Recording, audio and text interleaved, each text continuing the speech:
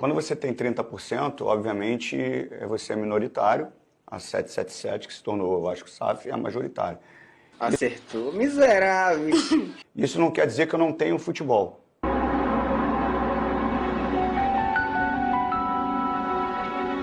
Onde é que eu tô? Onde é que eu tô? Nesse canto tão deserto, esse cara alguém querer me prejudicar, querer me matar, sem eu saber onde é que eu estou. Será que eu estou na Lagoinha? Será que eu estou em algum canto deserto por aí, pelo Matagal? Fala, meu Deus, quem foi que... Fala o que aconteceu. Eu estou sem saber onde é que eu estou. Que rumo eu vou tomar da minha vida? Eu tenho falado muito sobre isso. Eu preciso ter voz para representar os 30%. 1, 2, 3, 4. Mommy don't know that it's getting hot at the body shop, doing something unholy. He sat back while she dropping it. She be popping it, yeah, she put it down slowly. Eu não posso, obviamente, aceitar que o Vasco ele é transferido para uma empresa americana. Então são 7. Temos 7 abstenções. Vou seguir agora perguntando para os conselheiros que não recomendam, atenção, os conselheiros que não recomendam a aprovação dos trâmites das atividades necessárias à constituição da SAF, transferência de ativos e negociação. Os conselheiros que não recomendam, por favor, levante a mão. Aquela mãozinha já estava levantada, apenas para marcar. Temos um conselheiro, Carlos Alberto. Mais algum conselheiro aqui no plenário virtual, aqui no plenário físico? Carlos Alberto Oliveira de Araújo é contrário à recomendação. Nenhum outro conselheiro? Não.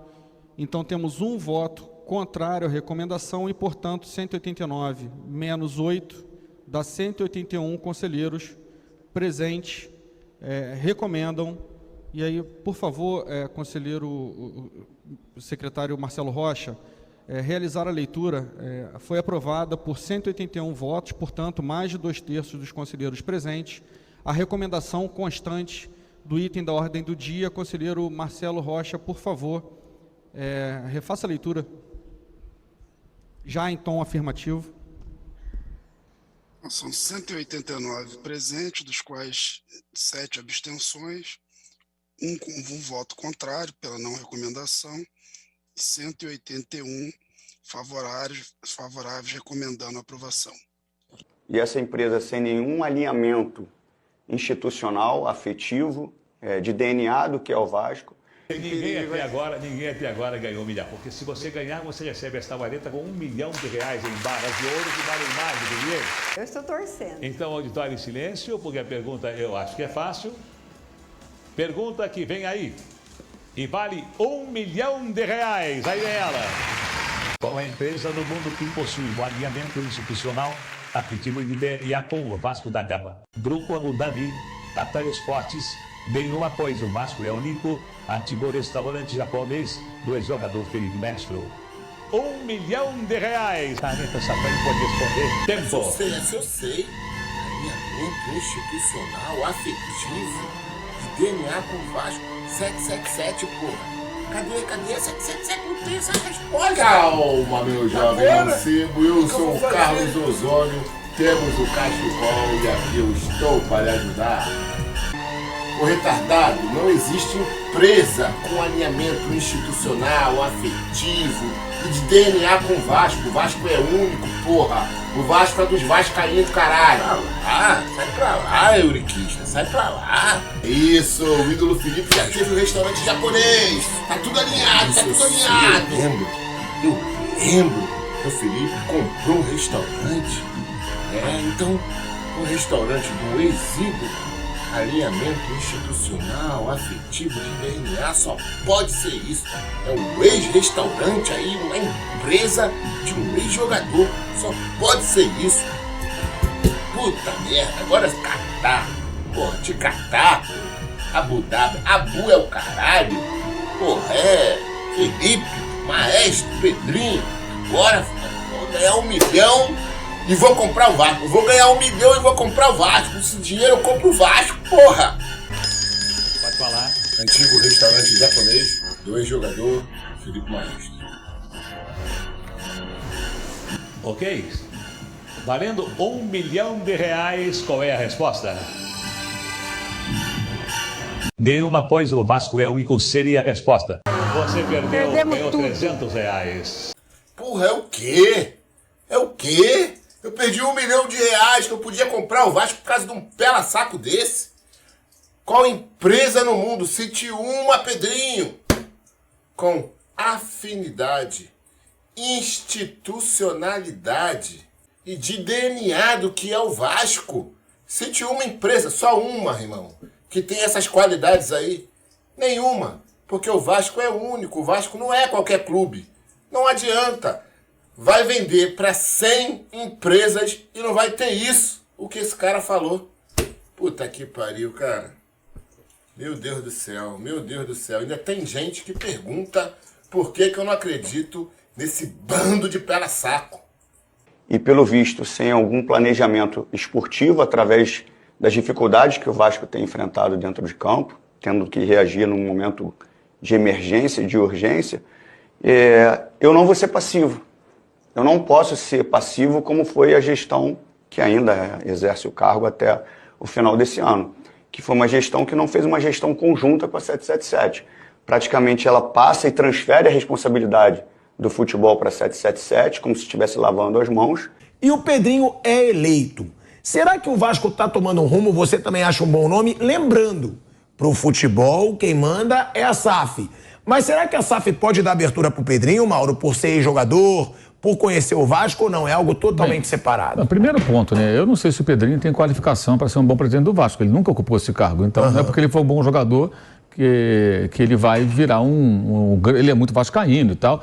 Não, digo até por caráter, né? Por não ter um histórico como pessoas que passaram pelo Vasco. Essa questão de caráter eu acho muito delicado também. Eu não conheço as pessoas, ficar analisando o caráter das pessoas. Não convivo com elas, pô. Não sei quem é bom, quem não é bom. Eu falo do que eu vejo. Ele foi um ótimo jogador, ele é muito vascaíno, faz questão de deixar isso muito claro, mas ele nunca ocupou esse cargo. Então, não sei se ele vai ser um bom gestor. O presidente do clube é o presidente do clube, ele tem que ser o gestor do clube.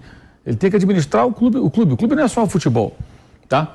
Agora, o Clube Social do Vasco detém 30% do controle do futebol. A SAF tem 70%. Ou seja, ele não terá nenhum poder de decisão sobre o futebol do Vasco. Quem decide é a SAF. O que pode fazer, creio eu, ele se aproximar da SAF e tentar, de alguma maneira, interferir, participar da gestão. Mas a palavra final não será dele. A palavra final não é dele. Como não era do Jorge Salgado, como não é do Crespo, lá, o presidente do Botafogo. Quem manda é o John Textor. O Botafogo também tem um presidente. O Cruzeiro tem um presidente. Mas quem manda é o Ronaldo. E eles não mandam em nada no futebol, nada, porque nesses casos. Gente, é um outro CNPJ, Sociedade Anônima do Futebol, SAF. Então tem um novo CNPJ do Vasco da Gama. Isso aí foi comprado pela 777. É ela que manda. Ela que decide tudo. Se ele quiser participar, ele vai ter que politicamente se aproximar dos caras, ter uma boa relação e ser ouvido. Mas o poder de decisão não será dele, a não ser que os caras da SAF concluam, o Pedrinho pode ser um cara... ele é mais qualificado para tomar decisões do futebol do que nós. Vamos passar para ele. Mas será que farão isso? Que alguém vai comprar um clube grande como o Vasco para que outro controle, tome as decisões? Seria muito curioso, mas não me parece algo provável. Então, assim, na verdade, eu acho que fica uma coisa mais simbólica, a priori. A não ser que ele tenha uma capacidade de articulação muito grande para se aproximar das pessoas e participar das decisões. Mas, ao contrário do que, por exemplo, acontece no Palmeiras, no Flamengo, no Corinthians, onde o presidente tem o poder de decisão sobre o futebol, né, e sobre tudo... No Vasco não vai ter. No Vasco não vai ter. Isso aí é uma coisa muito óbvia até, né? Pode gritar, pode espernear, pode reclamar da SAF ou pode compor. Me parece que o melhor caminho seria compor. Tentar se aproximar. Que se ele brigar, vai ficar brigando, vai ficar gritando, e os caras vão falar, cara, não compramos isso aqui é nosso. Isso é uma coisa que o torcedor tem que se tocar. O clube de futebol, quando vira SAF, ele tem um dono, meu amigo. O dono do Botafogo chama-se John Textor. É ele que manda. É ele que decide. E as pessoas que estão abaixo dele trabalham no Botafogo, se ele não gostar, ele manda embora. Como mandou embora o Anderson Moreira, como agora mandaram embora o Bruno Lage. E agora vão afastar, tudo indica, o Lúcio Flávio. E outros profissionais que saíram também, que chegaram, tudo. O próprio ex-CEO do Botafogo saiu. o Jorge Braga, que foi o cara que fez toda a montagem, toda a preparação para o clube virar SAF. Ele saiu. Teve lá alguma desavença lá, foi embora, não ficou. Quem manda é o John Textor, ele comprou. Quem manda é esse grupo 777, eles compraram. Quem manda no Cruzeiro é o Ronaldo e os seus Blue Caps, eles que compraram. Então pode a torcida querer invadir campo, chiar, espenear, o presidente, não sei o quê. O seu clube foi vendido, amigo. Não é mais um clube associativo que os sócios... Não que seja o modelo ideal, não. Isso é delicado, né, Mauro? Porque às vezes tem gente que vai comprar só para ganhar dinheiro e vai cagar para paixão de torcida, tudo. Isso é delicado. Claro que sim. Claro que sim. Vamos ver o caso do Botafogo. O Botafogo, se for campeão brasileiro ou não, a conta do Botafogo é difícil de fechar.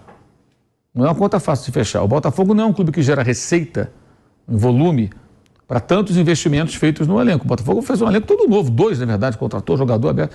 Se essa conta não fecha, quem tem que bancar isso aí? É o dono, ele fica fazendo aportes. Ele pode querer botar o dinheiro dele ali ad eterno e pode falar, cara, só estou botando dinheiro aqui e não está voltando. O que ele vai fazer? Ele pode revender a SAF? Ele pode retirar os investimentos, trabalhar com orçamento mais barato, vou empatar isso aqui, tá bom? Note, por exemplo, que o Botafogo não conseguiu vender jogadores para gerar lucro. O Jefinho foi para o Lyon. O Lyon também é do Textor. Quer dizer, é o time dele para time dele. Dizem que no final do ano irão Adrielson e o goleiro Lucas Perry para o Lyon. Então, na verdade, o Lyon... Está na zona de rebaixamento. A ideia, me parece que a ideia é o quê? O jogador se destaca no Botafogo, eu levo para o Lyon e tento fazer do Lyon um trampolim para alguma outra liga que alguém pague. De repente o cara vai lá para um time da Inglaterra, da Alemanha, da Espanha, sei lá. É muito mais fácil pelo Lyon do que pelo Botafogo. Que é uma vitrine que está na Europa. Mas olha o caminho como é difícil. Em contrapartida, né, o rival o Flamengo vendeu o Matheus França esse ano por 25 milhões, 20 a 25 milhões de euros. Vendeu o João Gomes por 19, 20 milhões de euros. Né? O Palmeiras vendeu o Danilo. Então você vê que outros, que não são SAF, estão vendendo, estão lucrando. Catar também, que machucou. Pois é, o Botafogo, para poder fazer esse tipo de negócio, ele vai ter que criar uma base, desenvolver jogadores. Vai da disposição do investidor de botar dinheiro. O cara pode chegar uma hora e falar que não quer mais. Chegar à conclusão que não vai. Ele tem vários clubes. Aí se amanhã ele tomar uma decisão que desagrade a torcida, azar do torcedor. A decisão é dele, cara. Ele comprou o negócio. É isso que o pessoal às vezes não entende. O clube está vendido para alguém. Aquele ser é o dono. Aquele homem ali é o dono. Ou aquele grupo de homens, de pessoas controlam o clube. No caso do Vasco, quem controla hoje é a 777. Então eu acho que o novo presidente, o Pedrinho, ele vai ter que ter uma habilidade, imagina, é óbvio que ele sabe disso, né? É evidente que ele sabe disso. Ele deve ter uma estratégia, creio eu, para tentar de alguma forma interferir no futebol, participando, aconselhando. Ele é um cara que tem uma preocupação muito grande com aspectos táticos do jogo, se aprofunda no jogo, então ele pode até... Reuniu, né, recentemente com a Leila Pereira, com o dono da Crefisa, que é o marido da Leila também. Eu acho que ele deve correr atrás disso também, investidores, patrocínios. Não sei. Aí pode conseguir mais um dinheiro aqui, outro, mas tudo passa pela SAF, né, gente? Tudo passa pela SAF. A negociação ele pode fazer, mas quem vai botar, para botar a marca na camisa do Vasco, é a SAF que vai resolver, certo? Então, assim, ele pode participar, intermediar, usar de um determinado trânsito que ele tenha, mas isso tudo vai esbarrar sempre dessa limitação. E essa situação chegou a esse ponto porque o Vasco ele entrou num processo de destruição, de autodestruição, reflexo de uma política muito selvagem ali interna, né? Essa eleição foi a mais calma do Vasco, acho que talvez na história. Tem de tudo na eleição do Vasco. E depois que o Eurico morreu, ficou ali um vácuo do poder, uma disputa feroz ali por vários grupos. O Vasco talvez seja o clube no Brasil onde mais você toma conhecimento de liminares na justiça. Um entra com liminar por isso, o outro protesta por aquilo, o outro vai com o advogado não sei aonde. É o tempo todo. Agora com a SAF diminuiu porque o futebol, que é o grande motivador disso tudo, tem os seus controladores, né? Que também não fazem um trabalho maravilhoso não, né? O Vasco, pelo investimento que foi feito, também como o caso do Cruzeiro, podia ter um meio de tabela. O Vasco caindo no começo do ano não imaginava passar por que ele está passando. Pelo contrário. Alguns até viraram memes em rede social. Até jornalista vascaíno.